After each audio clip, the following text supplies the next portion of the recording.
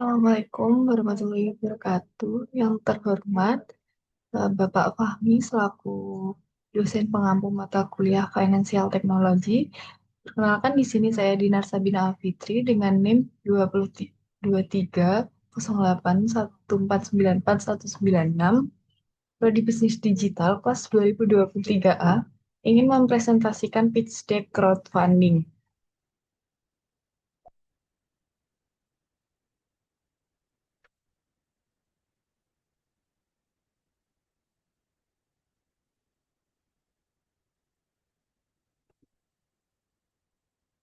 Jadi di sini saya ingin mempresentasikan crowdfunding tentang Roundup for Relief, yaitu dengan hashtag donasi tanpa terasa dampak luar biasa. Latar belakangnya yaitu sekarang ini Indonesia adalah negara dengan tingkat bencana alam tinggi, memerlukan bantuan cepat dan berkelanjutan, namun respon donasi sering lambat karena bergantung pada kampanye yang besar. Sementara itu, penggunaan e-wallet meningkat dengan banyak pengguna mengabaikan kembalian kecil ratusan rupiah saat transaksi. Nah, Run Up for Relief ini adalah platform digital yang memungkinkan pengguna menyumbang secara mudah lewat pembulatan transaksi. Setiap kali kamu bertransaksi menggunakan e-wallet, kamu akan diberikan opsi untuk membulatkan total pembayaranmu ke ribuan terdekat dan selisihnya akan otomatis disumbangkan untuk membantu korban bencana. Nah, SDGs yang selaras yaitu SDG 11 tentang Sustainable Cities and Community. Itu mengurangi dampak ekonomi dan korban korban jiwa akibat bencana. SDGs yang selaras lagi ada SDG 17 yaitu mendorong kemitraan antara sektor publik, swasta, dan masyarakat sipil. Karena ini donasi dari e-wallet, jadi bisa bermitra tentang eh, dengan perusahaan-perusahaan dan tentunya masyarakat juga. Lalu eh, visi misi kami yaitu menjadi platform donasi mikro terdepan yang memudahkan masyarakat untuk berkontribusi dalam penanggulangan bencana secara cepat, kolektif, dan berkelanjutan melalui teknologi digital. Misinya yaitu yang pertama menyediakan solusi donasi praktis melalui pembulatan transaksi e-wallet, kemudian membangun kesadaran sosial digital untuk donasi rutin tanpa beban, menyalurkan donasi transparan ke program bantuan bencana terpercaya, lalu bermitra dengan penyedia layanan keuangan digital dan lembaga kemanusiaan untuk memperluas jangkauan. Yang terakhir yaitu mendorong budaya gotong royong digital untuk menciptakan masyarakat tanggap bencana.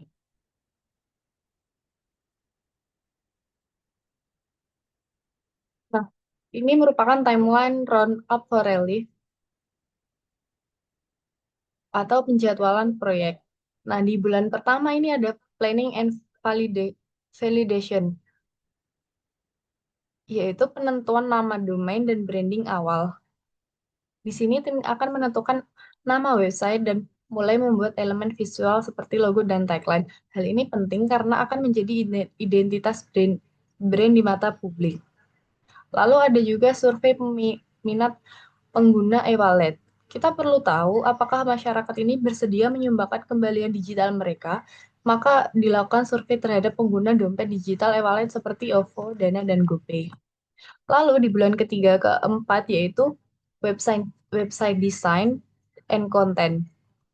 Di dalamnya itu yaitu sketsa wireframe mulai merancang layout tampilan website. Wireframe ini seperti cetak biru yang menunjukkan seperti apa halaman seperti home, daftar kampanye. Lalu ada penulisan konten edukatif, yaitu membuat materi edukatif mengenai pentingnya donasi kecil secara kolektif. Konten ini akan membentuk kesadaran masyarakat. Bulan kelima dan keenam yaitu website development. Detail kegiatannya yaitu pembuatan statis HTML atau CSS dan JavaScript. Website mulai dibangun dengan kode dasar agar bisa diakses oleh pengguna. Integrasi API donasi dengan e-wallet dihubungkan dengan website melalui API agar proses pembulatan dan donasi berjalan otomatis. Lalu bulan ke-7 dan ke-8 yaitu launch. Detail kegiatannya yaitu cek kompatibilitas. Website ini diuji agar bisa berjalan lancar baik di desktop maupun di smartphone. Lalu akan rilis versi pertama dan ada feedback setelah diuji website dirilis ke publik dan kita kumpulkan masukan dari pengguna untuk penyempurnaan. Bulan selanjutnya yaitu bulan ke-9 10 ada promoting and education. Detail kegiatannya yaitu kolaborasi dengan influencer dan komunitas, mengundang influencer dan komunitas sosial untuk membantu menyebarkan informasi dan menarik perhatian masyarakat. Lalu juga kampanye melalui webinar atau IG Live, mengadakan diskusi online untuk mengedukasi tentang pentingnya donasi digital dan cara kerjanya. Lalu bulan terakhir yaitu bulan 12 dan 11 dan 12 yaitu reporting and expansion. Detail kegiatannya yaitu menampilkan hasil donasi. Total donasi ditampilkan untuk meningkatkan transparansi dan kepercayaan publik.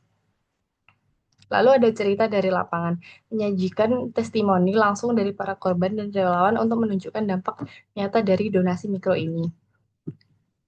Selanjutnya ada analisis kompetitor. Kita perlu menganalisis eh, platform yang memiliki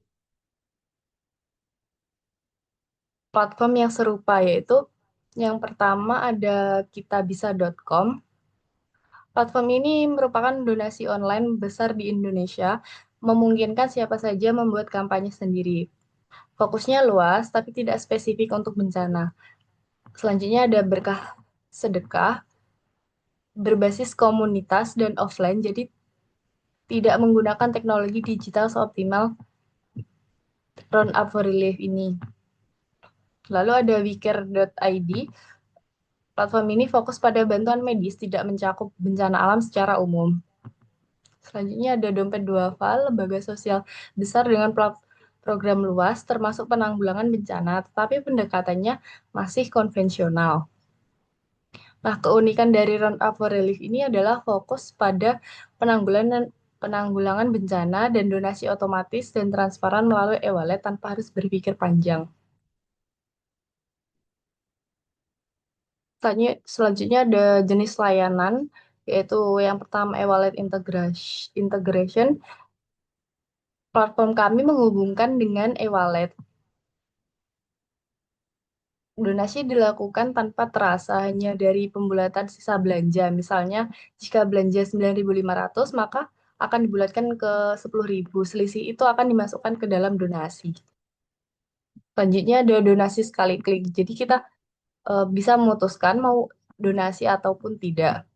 Selanjutnya ada dashboard donatur. Pengguna bisa melihat secara transparan berapa banyak mereka telah menyumbang, kemana donasi disalurkan, dan dampak yang telah dibuat.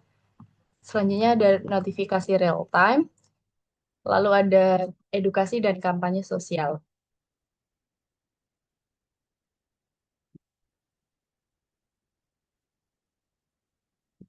Selanjutnya yaitu marketing plan. Yang pertama yaitu digital campaign dengan hashtag uang receh nyawa selamat melalui Instagram dan TikTok Ads. Menggunakan video pendek atau gambar untuk menunjukkan kisah nyata korban bencana dan bagaimana donasi kecil kita bisa menyelamatkan mereka. Selanjutnya ada challenge dengan hashtag receh untuk relief, melakukan screenshot bukti pembulatan donasi, dan mengajak teman untuk ikut program receh untuk relief ini. Selanjutnya ada influencer mikro, yaitu mengajak konten kreator yang dekat dengan audiens untuk menyampaikan pesan dengan cara yang alami dan menyeluruh. Yang kedua adalah partnership strategis. Kita berkolaborasi dengan e-wallet besar seperti OVO, GoPay, Dana untuk integrasi fitur pembulatan otomatis ini. Berikut merupakan prototipe dari website kami.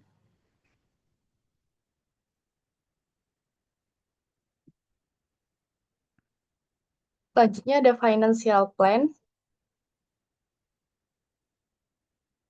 yaitu ada pengembangan produk, termasuk biaya desain UI UX, coding aplikasi dan website, back-end, dan pengujian. Ini adalah bagian inti karena platform digital adalah produk utamanya. Jadi pada kategori ini merupakan finansial dengan cost terbesar, yaitu 47,4% bisa dilihat dari diagram. Selanjutnya yang kedua ada biaya operasional dan infrastruktur. Hal ini digunakan untuk sewa hosting website, domain, cloud server, serta pengurusan legalitas. Yang ketiga yaitu pemasaran dan promosi untuk membayar iklan digital di Instagram dan TikTok, membuat konten visual, serta menyelenggarakan event, peluncuran, dan kampanye online. Yang keempat yaitu dana cadangan dan lain-lain. Sebagai buffer jika ada kebutuhan mendadak seperti kendala teknis, biaya tambahan admin, atau kebutuhan tak terduga. Besaran dari biaya bisa dilihat dari diagram.